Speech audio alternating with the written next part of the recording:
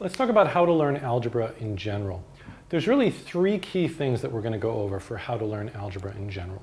First, you have to realize that algebra is not this sort of amorphous concept that you have to tap into. All algebra really is doing is modeling what our brains already do.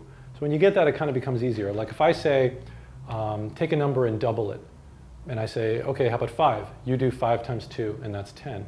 That's algebra, because we say take a number and double it. So x is a variable which represents any number. So, and I say double it means times it by 2. So take a number and double it. That's something you could have done before you ever heard the word algebra, and yet that's algebra. So that's the first thing, is don't be intimidated.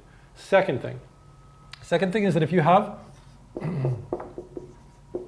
an algebraic expression and you want to solve it, to solve it, it means get the variable alone, isolate the variable. The way we're going to do that is by eliminating everything that's near the variable. Okay? So in this case, we're going to take the 3 away and then take the 2 away.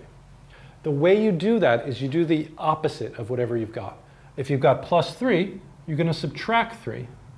That's rule number 2, is do the opposite. Rule number 3, whatever you do to one side, you have to do the other. If you follow these 3 rules, don't be intimidated.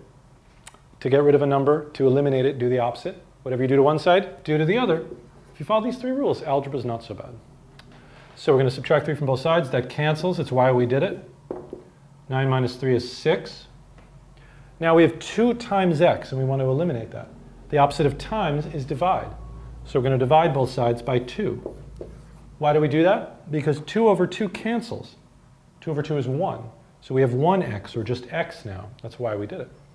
Equals, and whatever we did to this side, we had to do to this side. 6 divided by 2, 3. So 2x plus 3 solved is x equals 3. Sorry, 2x plus 3 equals 9 solved is x equals 3.